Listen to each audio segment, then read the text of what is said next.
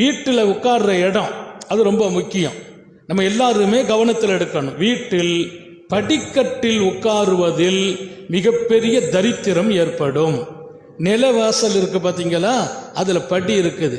அந்த வாசப்படியில் அந்த நிலைக்கு கீழே, வீட்டினுடைய முகப்பு வாசலின் நிலைக்கு கீழே அந்த திண்டில் அந்த படியில் உட்கார்ந்தால் வறுமை ஏற்படும், தரித்திரம் ஏற்படும்.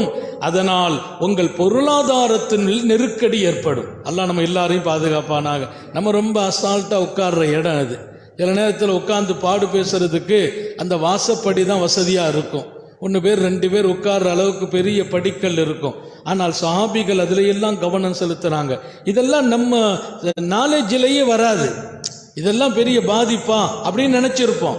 ஆனா வாசலின் படிக்கல், அதிலும் குறிப்பாக நிலைவாசல், அதிலே நீங்கள் அமைவது, தலைவாசல்ல உட்கார்ந்து பேசுறது, உட்கார்ந்து இருப்பது நம்முடைய நிம்மதிக்கு ஆபத்தானது, இடையூறாக அமையும். பொருளாதாரத்தில் நெருக்கடி ஏற்படும், வறுமை ஏற்படும், தரித்திரம் ஏற்படும், முன்னேற்றம் என்கிறது ஏற்படாது. நம்ம வீட்டில் சொல்லணும், நம்முடைய தாய்மார்களிடத்தில், நம்முடைய பிள்ளைகளுக்கு சொல்லணும். நம்ம பிள்ளைங்கள்லாம் சர்வசாதாரணமாக இருப்பாங்க. அதனுடைய பாதிப்பு என்பது சாதாரணமானதல்ல. அதான் நான் சொன்னேன், சின்ன விஷயம்தான். ஆனால் அந்த சின்ன விஷயத்தில் தான் பெரிய விஷயமா நம்ம கவனமாக இருப்போம். பெரிய விஷயத்தில் எப்பவுமே ரொம்ப எச்சரிக்கையாக இருப்போம். பெரிய அளவில் பொருளாதாரம் வருமா, அதில் கவனம் இருப்போம். சின்ன விஷயத்தில் கவனத்தை விட்டுருவோம். உண்மை என்ன தெரியுமா? சின்ன சின்ன சேமிப்பு தான் பெண்ணும் பெரிய பொருளாதாரத்தை உண்டாக்கும். சின்ன விஷயத்தில் கவனம் இருக்கணும். கொஞ்சம் பணம் தான், அதில் கவனம்.